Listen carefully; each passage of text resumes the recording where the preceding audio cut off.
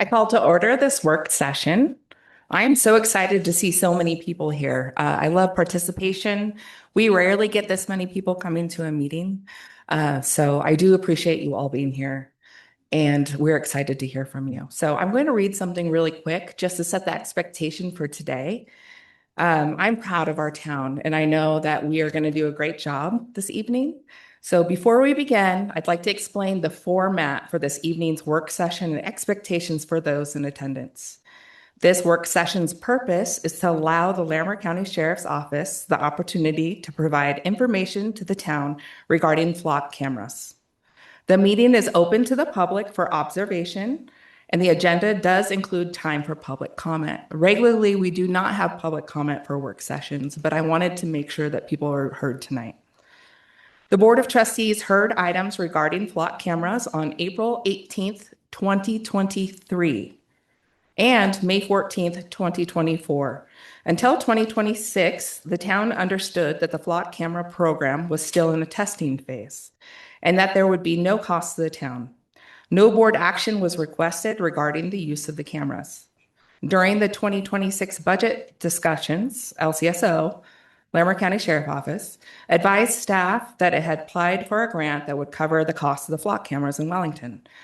However, when the town received the first quarter 2026 invoice from LCSO, it did include a $17,000 charge for the flock camera program. After contacting LCSO for clarification, staff was informed that the grant had unfortunately not been granted. And even if it had, it wouldn't have covered the full cost, unfortunately. To ensure the town was prepared if grant funding was unavailable, the $17,000 was included in the 2026 LCSO budget as a separate line item. Because funding for the program remains an ongoing consideration, the use and cost of the flock camera program have been identified as a discussion item during the 2027 budget process or earlier if determined by the Board of Trustees. We recognize that the matters being discussed are very important, and the members of the community may hold strong and differing views.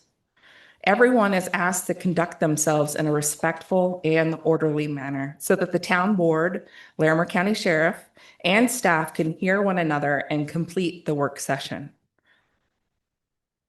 Please refrain from speaking from the audience, shouting, interrupting, applauding, having side conversations, engaging in prolonged or excessively loud demonstrations, or otherwise interfering with the ability of the meeting participants to conduct the work session. These expectations will be applied consistently and without regard to any person's viewpoint or position on the matter being discussed. If conduct in the room substantially disrupts the meeting, I will first call the meeting to order and ask that disruption to stop. If necessary, I may call a short recess to allow order to be restored. If the disruption continues or the meeting cannot reasonably and safely proceed, the board may adjourn the work session. This is one of those things where one person can ruin it for us all, okay? At the time for public comment, please sign in on the sheet next to the town clerk and state your name clearly into the microphone. I encourage you to sign up now or as soon as possible because I will be asking speakers to come up in the order in which they appear on the sign-in sheet. We recognize that members of the community hold strong and differing opinions regarding this item. We appreciate everyone who has taken the time to attend and participate. Regardless of individual viewpoints, the board's obligation is to conduct a fair and orderly review, respectfully consider the information presented by the public, and provide direction based on the municipal code, state law, and the record before us. For public comment, again, I will read from the list of the sign-ins. So if you plan on speaking this evening, please sign into the sheet. Every person who does speak, and I'll remind you later, will be limited to 3 minutes. And that 3 minutes cannot be yielded or transferred to another speaker. We want to be conscious of everybody's time and make sure we're getting through all the comments. All right. Well, with that said, the first item on our agenda tonight is a presentation by our sheriff. Sheriff Feyen. Thank you for being here, and we will just get started. Mayor Daley, Administrator Garcia, Town Trustees, thank you for having me today. And I'm going to address the audience a little bit. Right before we begin, I'm going to take a little liberty. I want to say thank you to all of you for being here, because truly, I think you're going to see people. I heard from you in LaPorte. Those of you who were at LaPorte, you've seen part of this presentation. You haven't seen the whole thing, because I modified it based upon our conversation there, because this is how our system works and our government works. So thank you for being here and expressing your voices to the trustees. So it's probably no secret that I'm going to be an advocate for the flock camera system. I understand that that's probably not the viewpoint here, and this is why I appreciate the fact that you're going to hear from so many. I just want to go through a little bit about how we use it, what it is, give you some factual information about it, and then open it up for questions about it. So like Mayor Daley talked about, well, let me go back before that. ALPR is not, and when I say ALPR, I know people want to say flock.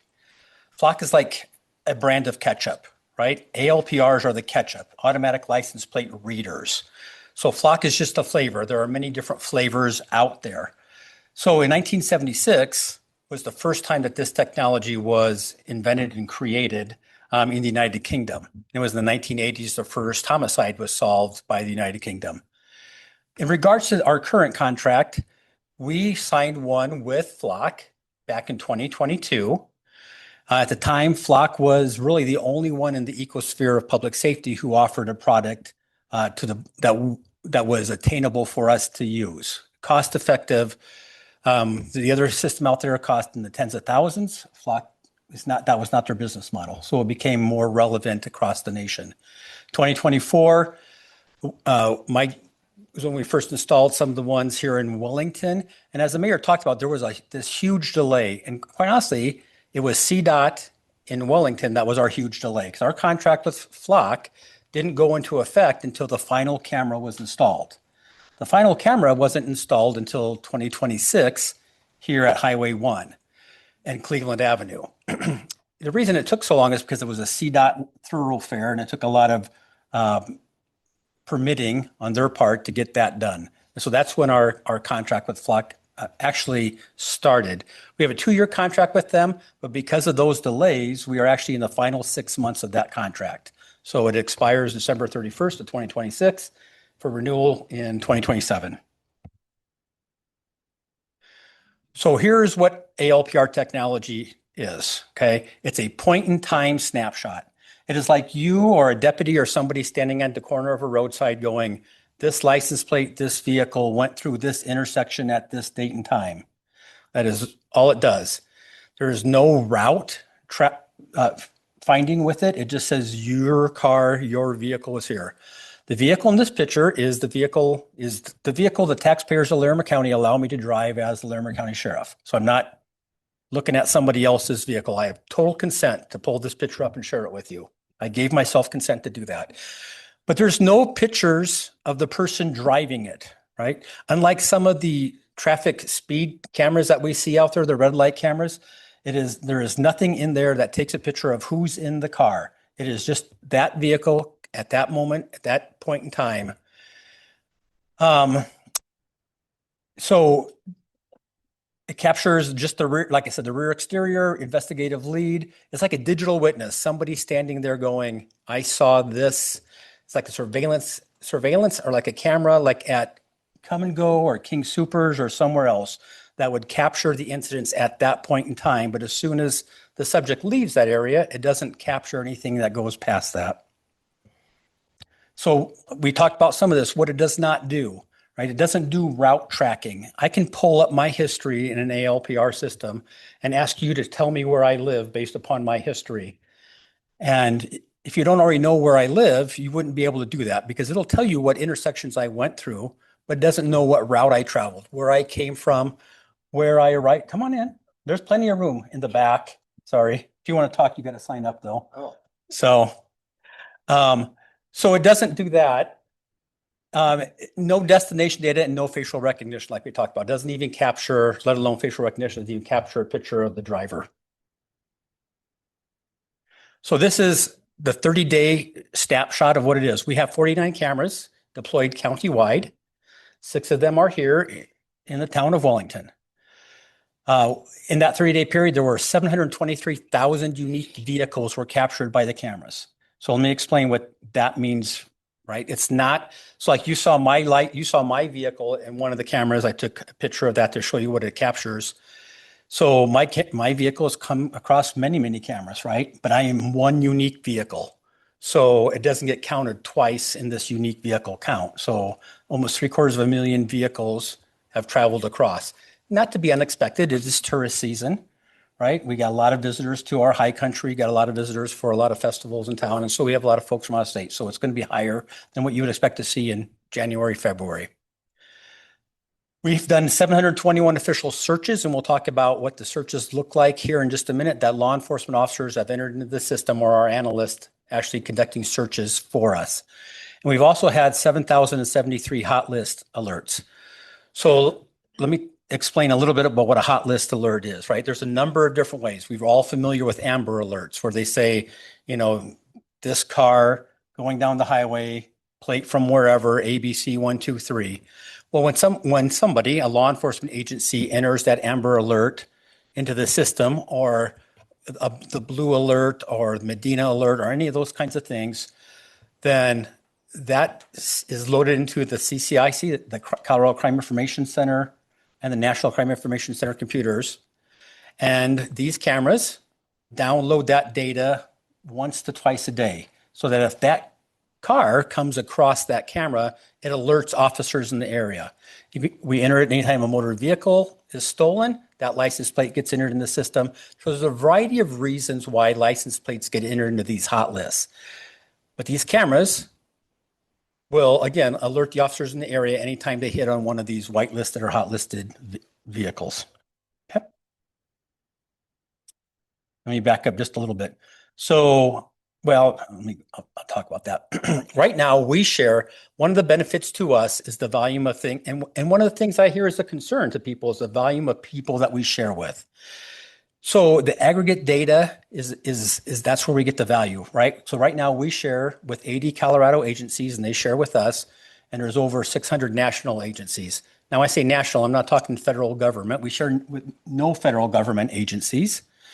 We share with other sheriff's offices across the state, other police departments across the nation. So that's what I'm talking about when those 600 national agencies that we share with, and they share their data with us as well. But again, nothing federal. There's no HSI, there's no INS. None of those agencies get our National Park Service does not get our data. So we use it for crime prevention, right? Stolen vehicle recovery, criminal investigations, robbery leads, who was in the area when the bank got robbed, how would you find missing people, Amber alerts, silver alerts, the Medina alerts, warrants, sex offender notifications, those kinds of things. So we use it for that. What is strictly prohibited is immigration enforcement, reproductive rights enforcement, personal right. I'm not going to track my daughter's boyfriend. I can't track my ex-wife's new beau. So we don't do those kinds of things. We also, one of the things, we do have a FOIA request system, but we do limit that because we understand that the system could be misused as well to help stalk people. Like if I say I want a FOIA ABC 123, that's my ex's car, we won't release that information. Okay, so we protect it that way. Data privacy safeguards, and I appreciate the trust that the trustees have given to the Larimer County Sheriff's Office for, I don't know how long that we have had the contract to be your law enforcement agency, as well as the citizens out here, right? What I heard in LaPorte was that we trust you, but we don't know that we can trust the next sheriff, the next town administrators, the next agencies who have access to data. So I appreciate that trust, and I appreciate the fact that these conversations are where we find that mutual governance together. So we own the data. Yes, Flock has access to it. Flock uses it for R&D to make the system better, just like any system would do that. They cannot access our information to sell it, to transmit it to anybody else. That is against the contract. If we ask them to look into a misuse of the flock data by another agency, we have to give them consent as well to use that specific data to get into it to see where it's been used. We have mandatory human verification. So just because a vehicle hits, you get one of those hot list alerts, we expect our deputies to verify the information that they're seeing. And sometimes that's hard. Zeros look like O's. O's look like Q's. Sometimes things are entered incorrectly, which is not a fault of the system. That's a human entry fault. But we need to make sure that when a flock says it's 0MO, right, that our deputies are actually seeing that. Sometimes a 3 can look like an 8. And so they verify that information through the normal systems by running the plate through CCIC and our dispatch center to see what comes up. And then we also have our policy and our biweekly usage audits. So one of the things so far, folks in LaPorte, this is similar, but here's some new stuff. This is what an audit log looks like. So we take a random sampling of audits or of users, and we're looking for those things that look outside the standard deviation. Why is Sheriff Feyen all of a sudden, he hardly ever uses the system, and now he's done 30 searches in the last 2 weeks. So what is Sheriff Feyen looking for? Why is that an abnormality, right? We make sure that the deputies who are running searches in our system in-house have a legitimate need. And so when you enter a search into the system, you got to give it a purpose, and it's based upon the NIBRS and NCIC codes for a crime. Criminal mischief, motor vehicle theft, homicide, missing persons, kidnapping, those kinds of things. So you can't just, without justification, enter a search for a vehicle. So we look at that to make sure that there's nothing that's abnormal as far as volume for individual officers. And then we pull, like I said, some random samplings, and just to make sure that what we're seeing is appropriate use based upon our policy and expectations in the community. Out of search, one of the questions that came up last time is, how do you know if out-of-state folks are using our data? So there's actually an audit log that we track. So like in some of these, it's very, very small print, but you can see, like, I think it's Louisville Metro PD ran a search. So we can pull those audit logs just like we pull the audit logs for our agency to make sure that their usages are appropriate. The search fields are not Colorado dependent. They are nationwide, again, based upon the NCIC, National Crime Information Computer Crime Stats. So they are consistent across the agency. One of the new, it's not been implemented yet, but that will be offered is that we will be able to actually limit based upon that search field. So we're like, we're not going to let you search based for motor vehicle theft or robberies in Kentucky, but you can search if you have a homicide or a missing child. So we will be able to dictate some of that in the near future when that gets implemented. But we do monitor outside usage as well. So there is whether the public agrees with what we're doing or not, nothing that we do should be hidden. So we do have a transparency portal. And yes, I heard people say, well, this is the flock one. Yeah, it is the flock one. It's the flock template, but all the data is still ours, right? And this doesn't change. And in there, it talks about how many hits we've had, how many searches that we've had. There's a way you can mass export an anonymized list of our searches for the public to see what we're searching on. And I know that's been done to some degree.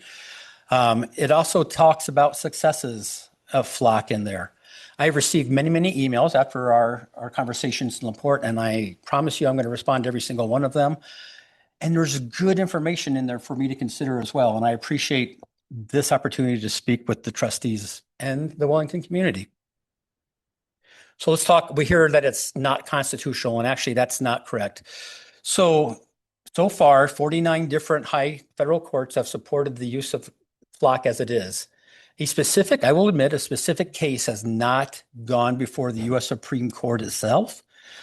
So, however, what happens then is that the highest ranking federal court to make a decision is where if SCOTUS does not give a review, then the highest level federal court stands. And so far, all the federal courts have stood. Here's some case law, though, where they talk about that. So back in 1983, there was a court decision that talked about and this was a Supreme Court one, that there's no expectation of privacy if you're out in the public. If you leave your home and you're traveling in your vehicle or you're walking on the sidewalk, There is no expectation that a citizen has to privacy based upon Supreme Court. Jones versus Carpenter is a more recent decision. This changed the law of the land about 15 years ago. It used to be that if we were going to put like a tracker, like the old-fashioned tracker on a car, we could initially put the tracker on there and then we had to get a warrant to activate the tracker. Well, Jones versus Carpenter said that, well, that's not, you can't even put the tracker on the vehicle, and yes, you have to get a warrant for any continuous tracking.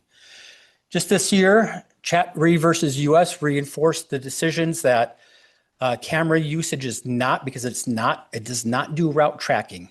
It doesn't tell you where you started. We don't put these in neighborhoods. We put these on major thoroughfares, typically ingresses and egresses to communities.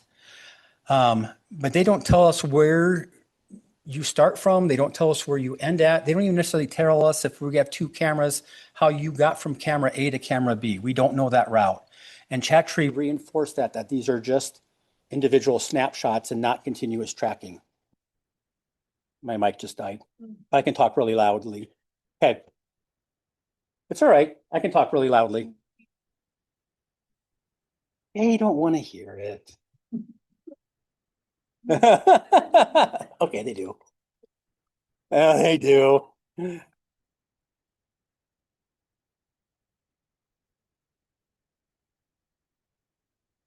Are we back? Oh, we're back. Cool. There we go. Thank you. Okay, so just a couple last slides. Yes, I'm an advocate. I think this emerging technology is Did it go away again? Hello? It's working? Okay. This emerging technology is part of the ecosphere of what public safety looks like in the future.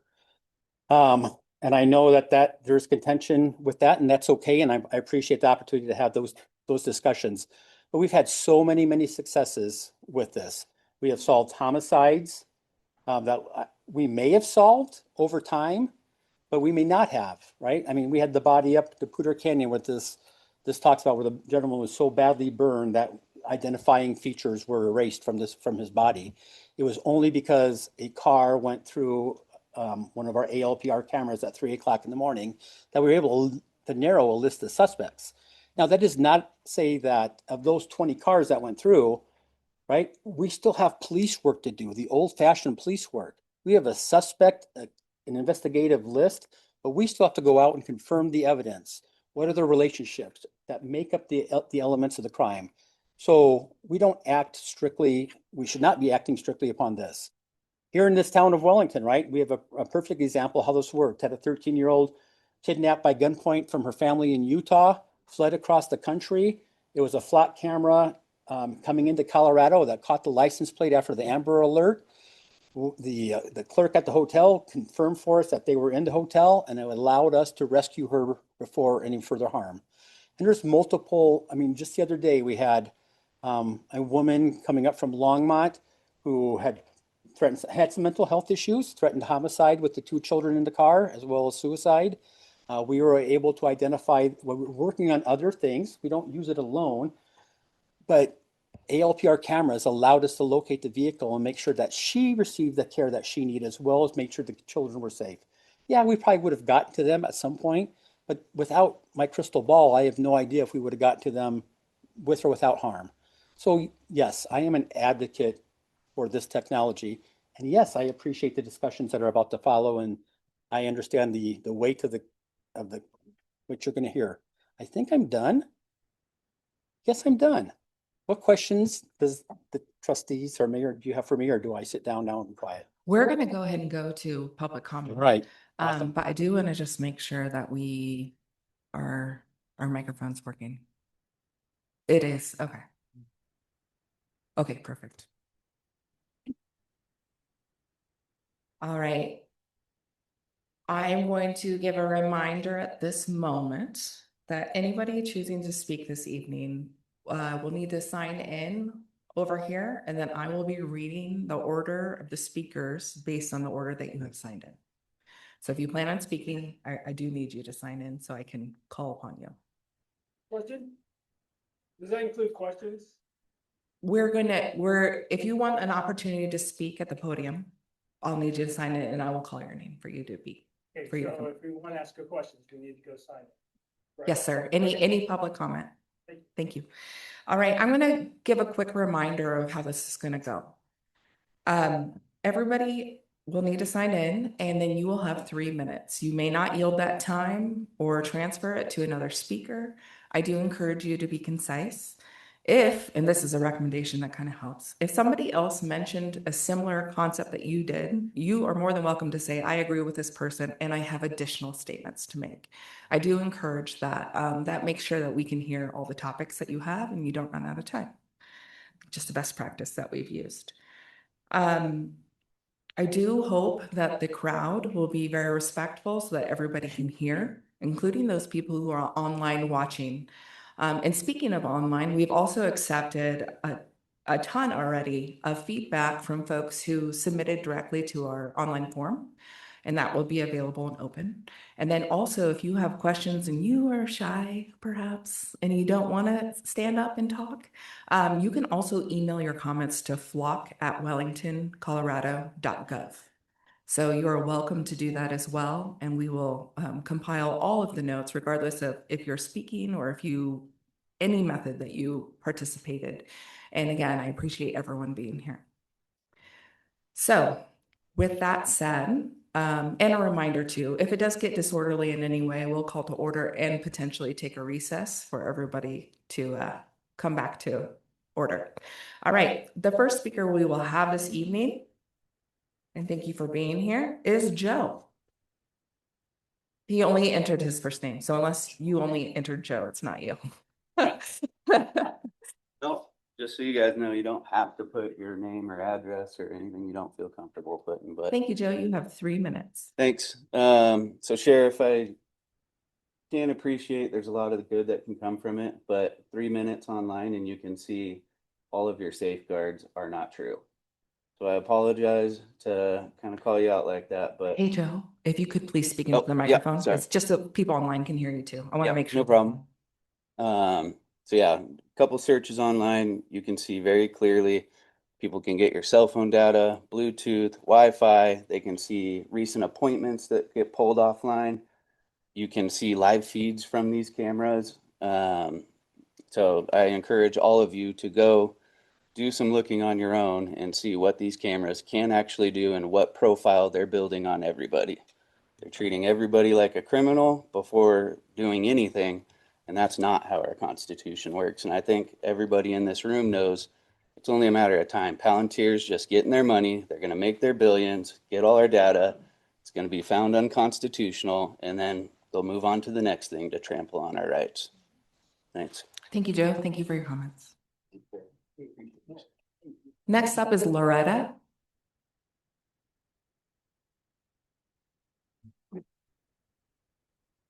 Thank you for being here. Okay, I don't talk very loudly. Can you guys hear me? Yes. Okay, good. All right. I agree with what he said as well, but I do support public safety and law enforcement. My concern is whether a system designed to monitor every vehicle entering and leaving the community is appropriate and necessary. Every resident is tracked. Flock cameras collect data on all vehicles, not just those that are suspected of crime. Residents going to church, medical appointments, restaurants, grocery stores, or visiting friends are all captured in the system. The question is not whether you have something to hide. The question is whether government should routinely collect information about innocent people. Once surveillance infrastructure exists, it is often difficult to limit the future uses. Today's stated use may be stolen vehicles or warrants, but future council could expand access or usage, such as China social credit scores. Residents should consider not only current leadership, but how the system could be used years from now. Many citizens are concerned less about local police and more about who else may gain access to the data through broader networks. Residents should consider not only current leaders, oh, I'm sorry, I already read that. Data sharing between residents, agencies can create a much larger surveillance footprint than originally intended. Communities function best when trust exists between residents and local government.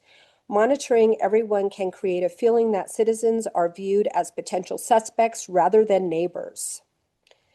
Could similar funds be used for additional police patrols, safety traffic improvements, park and recreation, road maintenance, community programs? Before implementing the system, residents deserve clear evidence that the benefits outweigh the costs. What local crime problems specifically require is this technology. What crimes in Wellington would have been prevented or solved with flock cameras?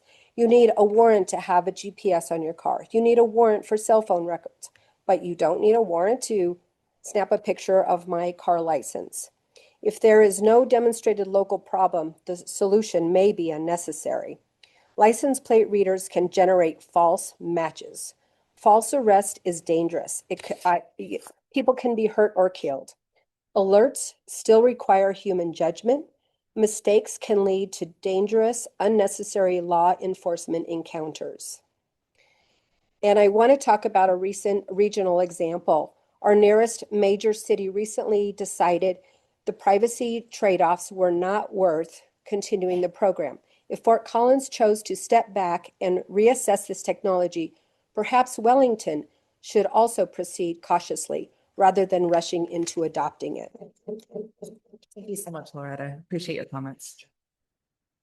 Carla, please.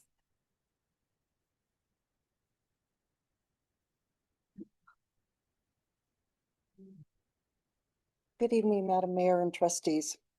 If you turn on social media today, these flock cameras are all over. I know law enforcement agencies will tell you it will make you safer. Supporters will say if you have nothing to hide, what is the big deal? Well, it is a big deal because we cannot have liberty without privacy. I think it should make everyone a little bit uneasy to know that your daily comings and goings are being reduced to some data file on someone's computer somewhere. And somewhere out there, despite any assurances given, it could be compromised, hacked, and eventually maybe sold to the highest bidder. Myself, I see this as a big problem because we are already experiencing being hacked and identity theft within major corporations who do have high-tech safeguards in place, unlike the flock system who does not. This is a disaster waiting to happen. In stating we cannot have liberty without privacy, our founding fathers never advocated for us to make America safer at any cost. No, they want us to preserve liberty at every cost.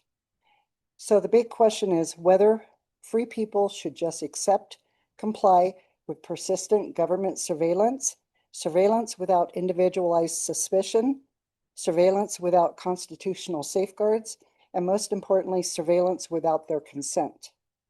When each of you took office, you took an oath. So what is an oath?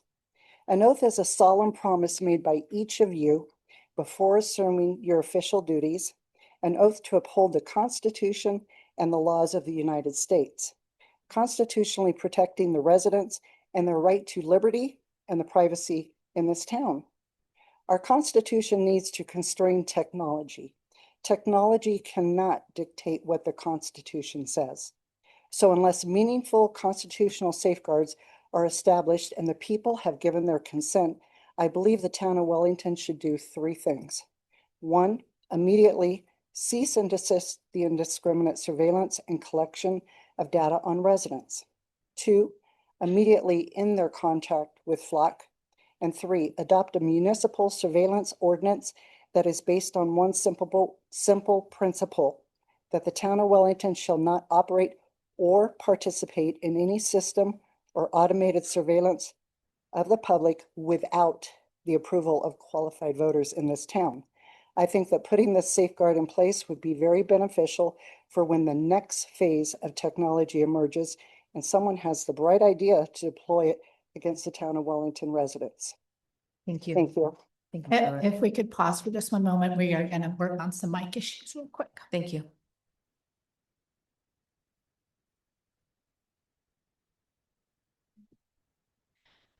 So some of you could not hear Carla's comments. All of the information was recorded through Zoom and also was included in the closed captioning. So if you want to get on later and hear what Carla had to say, you can do that. Sorry about the issue here. This is a great opportunity to come sign in. If you plan on talking later, please do so. Okay.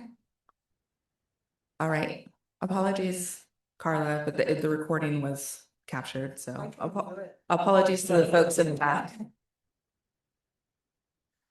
Next up is Leah. Thank you for coming, everybody. I appreciate the people I've talked to online and everyone. Maybe too long.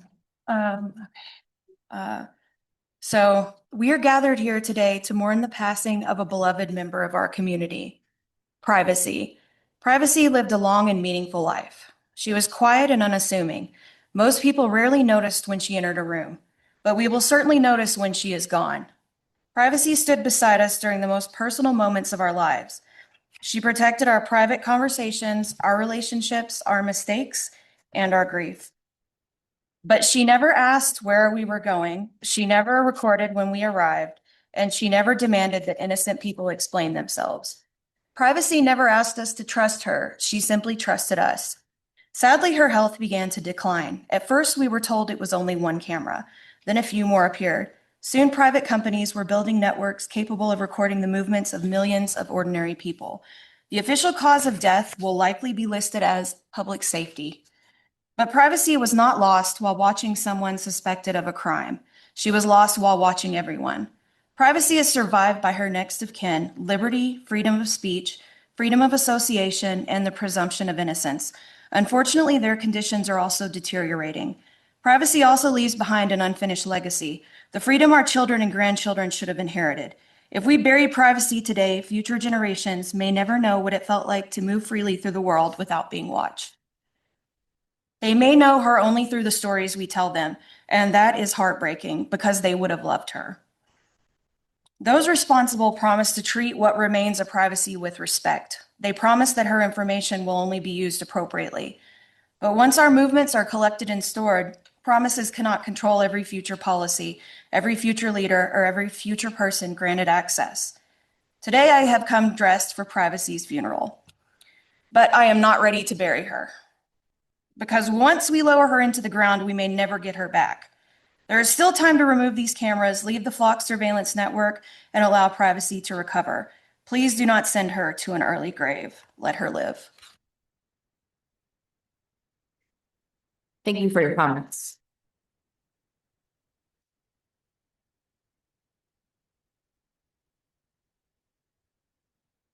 Amy is up next, please.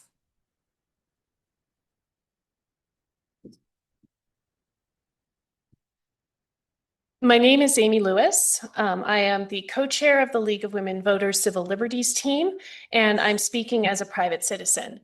Sheriff Feyen has been telling audiences that the June 29th Chattree decision reinforces principles favorable to ALPR constitutionality because these cameras observe vehicles on public roads. That is an argument, but it is not what the Supreme Court held. Incidentally, Flock Safety makes the same argument on its website. In Chattree, the court quoted the 2018 Carpenter decision, in which it found accessing cell site locations required a search warrant. It said individuals have a reasonable expectation of privacy in the whole of their physical movements. It then said that principle remained even though the movements occurred in public. The court explained why. Historically, law enforcement simply could not secretly monitor and catalog every single movement of the individual's car. The court's very next sentence states, a new technology should not transform what individuals had reasonably thought they could withhold from the government. Those are exceedingly strange words to describe as an unambiguous endorsement of automated mass tracking. Sheriff Feyen is correct about one thing. Chattree recognizes important differences between public road observations and technology that follows people into private spaces, but it also states that does not end the constitutional inquiry. The same opinion says that movements in public can still carry a privacy interest when technology permits governments to aggregate and reconstruct them, mosaic theory. Contrary to Flock's attempt to portray its nationwide camera network and searchable database as merely discrete observations, cell site location records are also composed of individual location observations.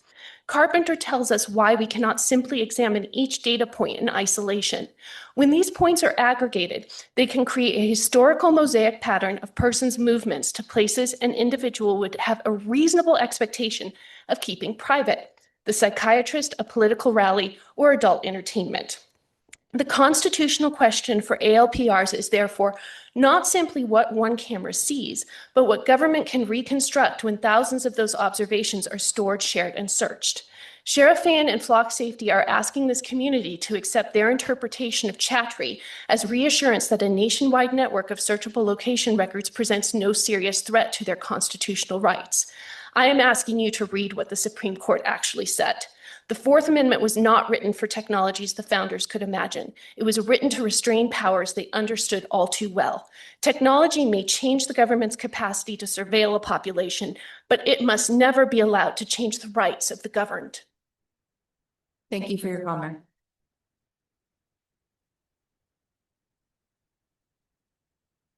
All right, everybody in the crowd, I'm going to share one of my favorite things. So I have a feeling we're not going to stop clapping, even though I specifically asked not to do that. But to get the same concept and just make sure we're not disruptive, because that sometimes escalates. Everybody do this for me. All right. We'll hear your sentiments, but we will not be escalating our feedback, okay? And I ask you that out of respect. We're here and we want to hear you all, but I just want to make sure we all stay respectful of everyone's opinions, and not everyone's opinions are going to be the same. Thank you. All right. Like I said, one person can ruin it for all of us. We want everyone to speak who would like to. All right. Next up is TJ.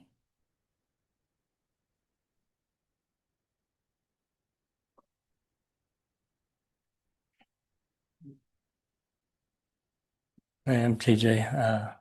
I don't think they're good. They're just infringing on your rights. Drive up and down the highway. I've noticed more cameras between, I think I counted about 84 of them total between Fort Collins and Denver, or Johnstown exit.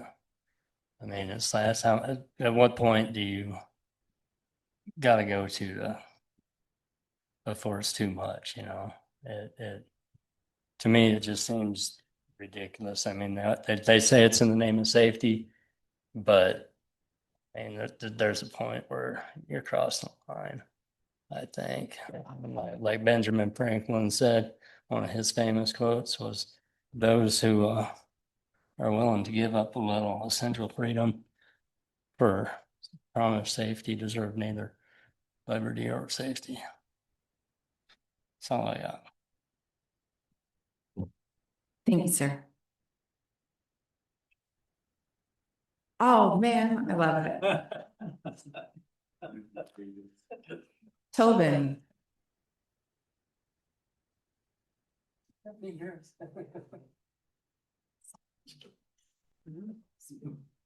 Good evening, Mayo Daily, board, sheriff. So I went to American Legion Boys State. I don't know if any of y'all have heard of that, but it's like a mock government thing. Well done. Yeah, and I was in the State House of Representatives. I was on the Parks and Wildlife Committee. And one of the first bills that we killed in committee was one of these ALPR systems. It was a flock system. ALPRs in themselves are not a bad thing, but the problem is they're being run by a private company, which is Flock, and there's 6 of them. This, like some of the prior speakers have been talking about, construct a mesh, which you can track someone to an extent. If we have 6 cameras evenly distributed over Wellington, which we do, and let's say the town's area, I don't know exactly what it is, but let's say it's like 10 square miles, you know, you're looking at a very small area at which you can be tracked at any time. I can't go back and forth from Wellington High School without being, you know, without someone knowing that I've traveled. As far as the information staying private, the Washington Post did some investigative journalism. There's been over 50 documented cases of misuse. Again, like I'm saying, the possession of this data by a private company and then being accessed by law enforcement is not the right way to do this. If we want to do cameras in public like this, which are constitutionally protected when they're not all meshed up like this, the way we need to do it is cameras that have data only accessible by the local law enforcement agency and not 600 plus around the nation, which can be cross-referenced to find where the average citizen is if there were to be misuse by someone in that private company, which is Flock. So really what I'm just looking for and what I think would be ideal is just fewer cameras, 1 or 2, and just not of the Flock brand, and keeping all of that data within the Larimer County Sheriff's Office and not just having it go off to the 600 different agencies in a private company. Thank you. Thank you. Kayla is next.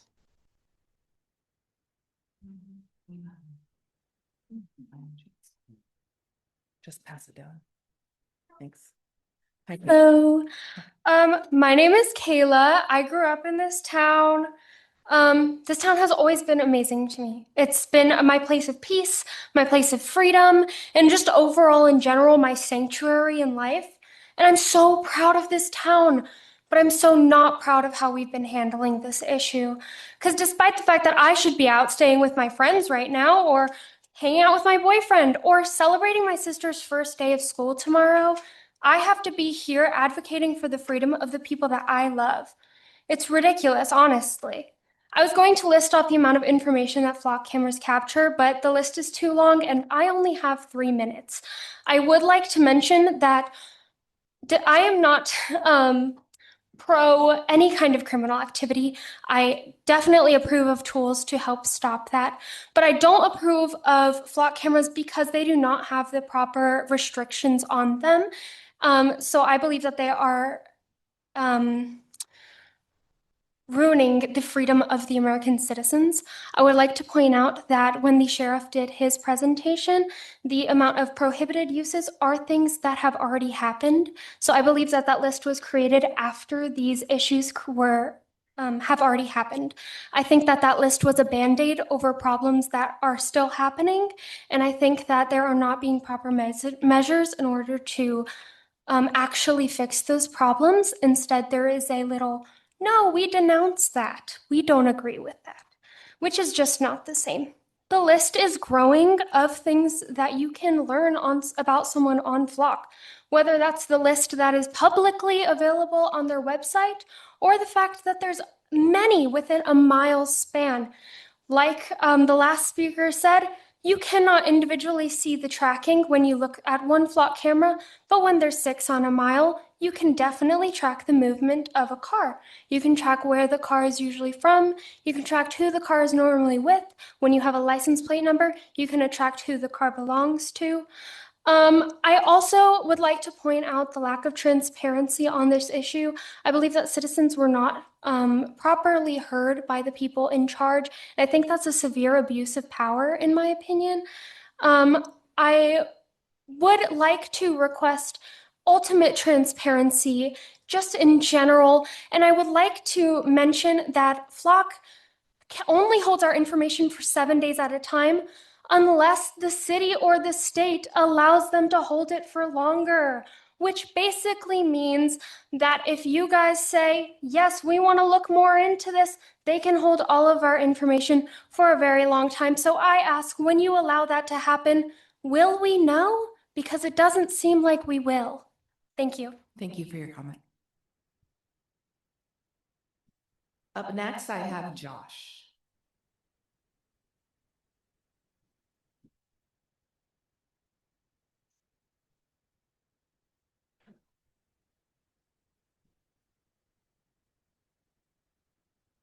Good evening, Mayor and Board. As many others have raised concerns about the potential risk that the Sheriff's Office use of Flock poses to our individual rights, I'll leave it to them to do that. What I want to draw your attention to is the fact that residents here in Wellington and throughout Larimer County have already had our Flock data shared with at least 22 entities. Those are police departments or sheriff's offices with confirmed instances of inappropriate or illegal use of flock. These 22 entities are part of a larger list of 43 entities that currently have access to our flock data, according to the Sheriff's Office's own flock transparency portal, where inappropriate or in some cases illegal uses of flock have occurred. As of earlier this week, as people have said, that list grows every single day. I've categorized lists into 4 classes. I won't go quite into detail for each one. I'll just say more than 20 out of that 43 list of 43, more than 20 entities have confirmed instances where flock was used in a way that was illegal or violated their own policies, that is the police department or sheriff's office where it occurred. 2 of those entities have shared data with federal agencies for immigration enforcement purposes, which is explicitly listed under the prohibited uses of the Larimer County Sheriff's Office flock transparency portal. And if I'm correct, that's also against Colorado law. 9 entities where innocent citizens have been subjected to traffic stops, detainment, arrests, or even jail terms after their vehicles were erroneously flagged by the flock system. 7 entities where flock has been recorded that potentially violates the 4th Amendment. Most of these entities occurred based on reviews of those entities' own publicly disclosed flock search records. In at least 2 cases, lawsuits or tort claims have already been filed and are pending in court. I prepared a file containing the full list of violations and sources for each, which I will gladly provide to y'all if you were interested after this meeting. Fortunately, the sheriff already has it. I'm sure he's been hard at work reviewing it, so thank you for that. These 43 instances I have detailed are only a temporary list. New instances of flock misuse are documented daily.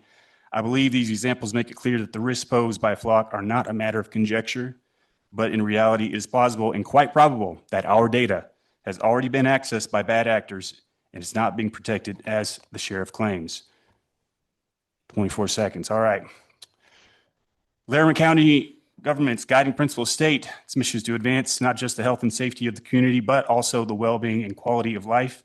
It also says it empowers people, take responsibility, and cultivate collaborative partnerships. Is there anybody from Flock here tonight? No? Lots of people from Larimer County. Sure, if you can work with us, Flock is not here with you. Thank you for your Thank comment. you. Thank you for your time.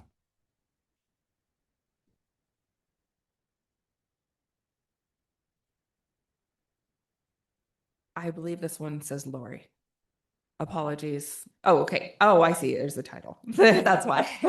Lori, please come up. Thank you, Mayor and Town Council, for hosting the listening session, offering people the opportunity to comment. I'm Lori Garcia-Sander. I'm the House District Representative for House District 65. Wellington is part of House District 65. And I've gotten lots of emails and calls from constituents across District 65 about flock cameras, Axon cameras, ALRPs. Went to a meeting in Severance last week, and I've got Eaton later this week. So I am really here just to hear the concerns of citizens, to hear what your thoughts are. And there are some discussions at the state level around data privacy and where that might end up, but nothing that I can really report out in firm status right now. But again, I just wanted to make sure that you know that I'm here to listen and support whatever it looks like. I'm a fan of local control, so I'm hopeful that there's not going to be any statewide mandates or bans because I think communities need to make the decisions that are best for you. I will leave my cards with Town Administrator and let me know if I can help you. Thank you. Thank you for your comments. Mike.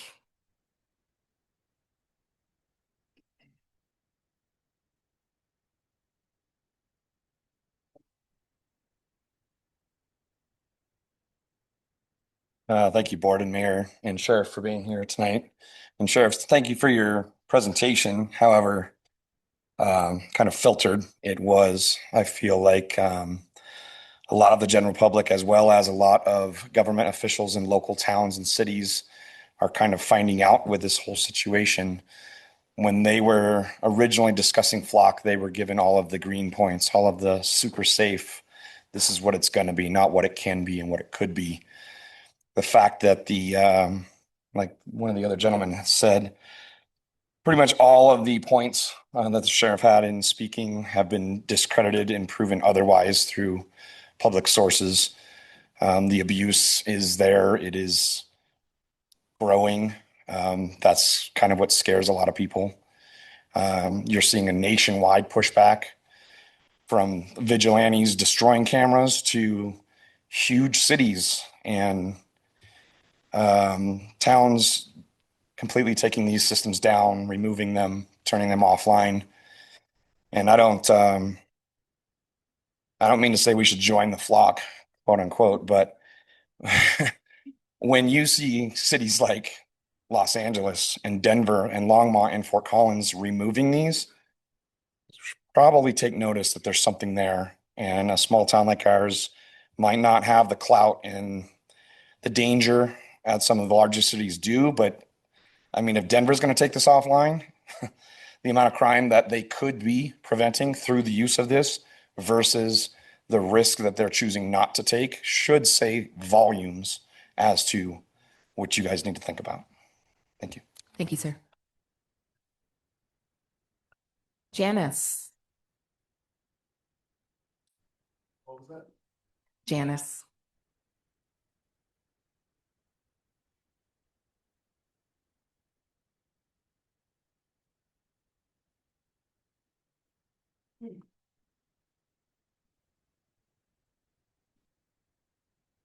Put my glasses on. Thank you so much to the board and to Sheriff Feyen for putting this on the agenda and for including the public tonight. I genuinely appreciate being part of this conversation. I'm State Senator Janice Marchman, and it's my honor to represent Wellington in the state capitol. So constituents have been asking exactly the right question for weeks. Who controls this data? And I want to try to be as honest as I can about the answer because it's really more complicated than most people realize. When a camera in Wellington reads a license plate, there is no Colorado law that governs what happens to that information. So Sheriff Feyen controls his office's settings. I have no reason to doubt how seriously he takes that responsibility, but there now are 3 major companies that are operating in this space, and each one is handling the data differently. So Flock is what we've been talking about tonight. Motorola runs a separate national network where local agency data becomes searchable by law enforcement agencies across the country, and they have a federal contract giving immigration authorities access to that national database, which is in fact against state law. Individual sheriffs would not really know that a search had happened on the other end of the network with the Motorola. And then Axon is the company that makes the police body cameras. They've just launched their own license plate readers too. And so the market's growing. There's really 3 companies, 3 different ways the data is held. And we've been talking about Flock. So we already see what the absence means for Colorado. In Loveland, my hometown, a federal agent ran 26 immigration-related searches through our regional camera network in one 3-week period. It stopped because a privacy advocate filed public audits, not because there was a law. The question of who owns this data and who can access it deserves an answer in Colorado statute. So I am carrying the Colorado Automated Privacy Act next year. It puts into state law that this data can only be used for serious crimes, that it must be deleted within 21 days, and that no vendor network and no private contract can route our information to the federal government without explicit authorization under Colorado law. Sheriff Feyen's already doing most of this on his own. This bill is just going to codify his good practices and hopefully close the door to vendor networks. Washington State passed this same framework earlier this year, and it was broadly bipartisan. Colorado can do the same. So I think Wellington is exactly the kind of community that understands why that matters. So thank you. Thank you, Senator. Dan. Anymore. Thank you.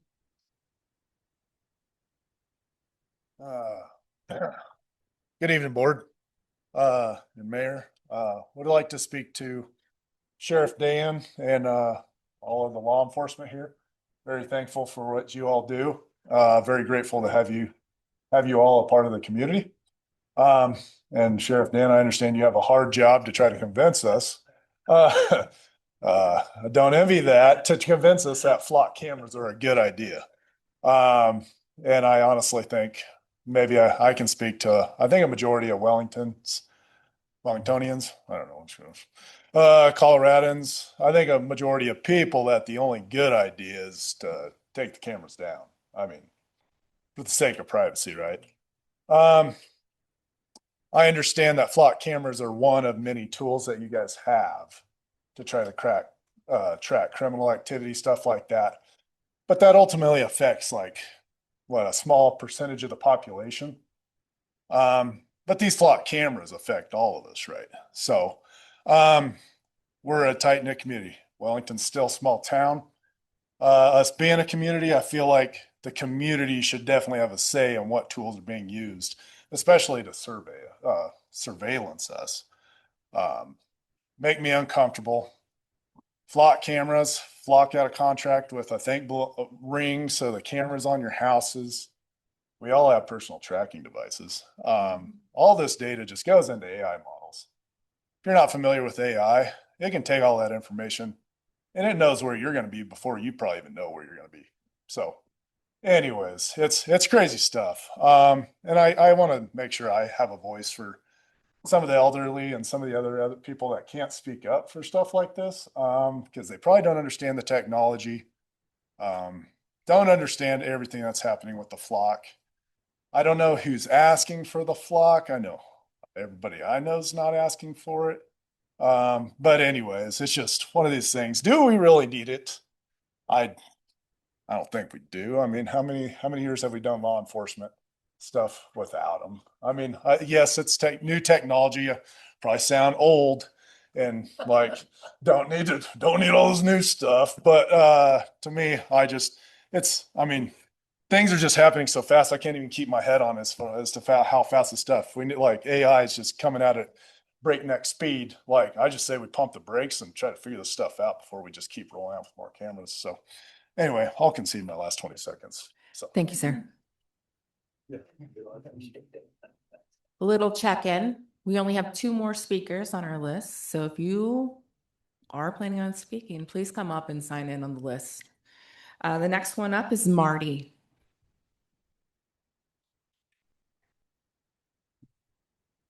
Good evening. I won't talk about why block could be used good or bad, but Sheriff Feyen, when he first got up here, was going to take questions, but I understand this is not how this forum works. So I do have questions, and I don't expect them to be answered right away. But what percentage of crimes have been solved just because of flock? Not police work, not some deputy driving around and all of a sudden gets lucky. What's that percentage? Okay. The next one is that $17,000 that Wellington took a hit on. I bet that hurt, didn't it?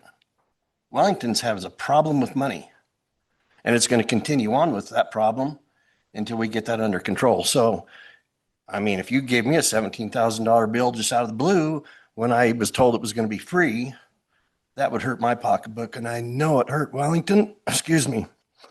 Coming to money, how much money did LCSO get cut out of fourth quarter 2025? About 1.8 million that you had to cut, right?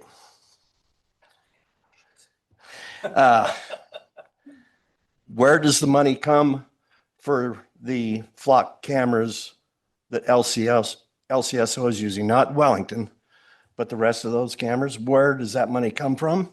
How is it budgeted? And does LCSO have license plate readers on their vehicles?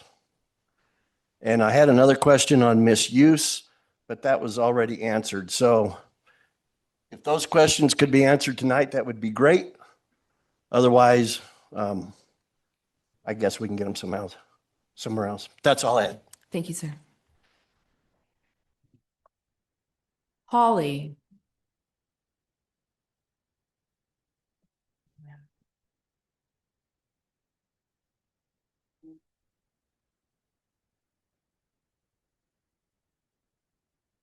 Thank you, board. Thank you, residents, for being here. This is my first in-person meeting, and originally I was not intending to speak. However, while so many here have already broached the subject of privacy, constitutional rights, and potential for misuse and cost, and I agree with them, I would also like to mention the broader scale of data storage and AI usage needed to search these databases. I proudly live and work in Wellington for a company that currently protects wildlife from electrocution and overhead utilities. Environmental impact is very important to me. I believe the sheriff mentioned in his presentation that already around 723,000 unique vehicles have already been registered in this database. Where is that stored? A data center. If a single ChatGPT inquiry takes anywhere from 5 to 25 milliliters of water, how much do these inquiries, necessary audits, and storage take? In the middle of a massive drought and water shortages worldwide, I ask the board to please consider also the environmental impact here. Thank you. Thank you for your comment. Last up, unless anybody else does want to sign in, is Eric.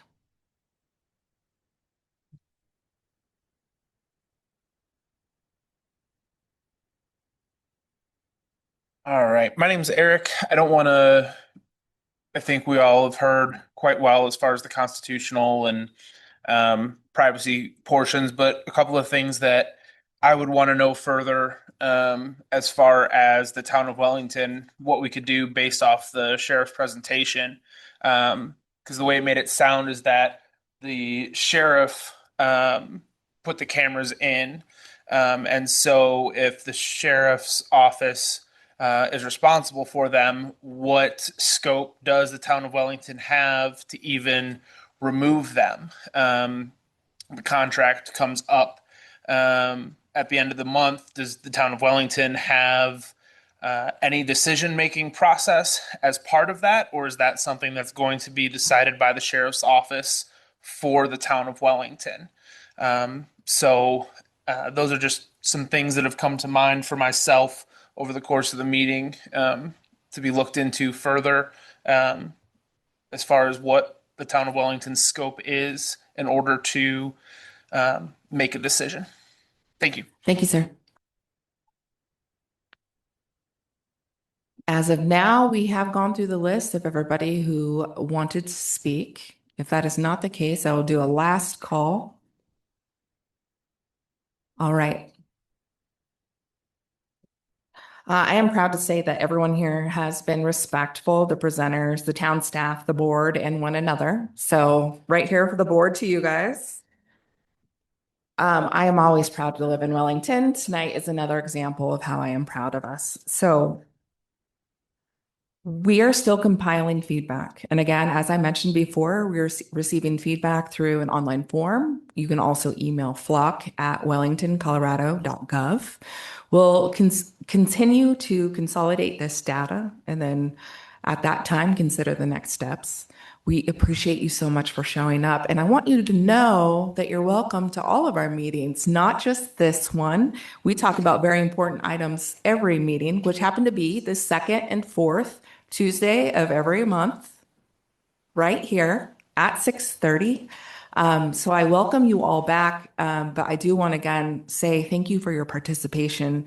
It is so important, and we rarely get to talk to so many people at the same time. So we really appreciate hearing from you. Not everybody spoke. So again, if you are a little shy and do want to provide some feedback, please do so through the email or any other methods.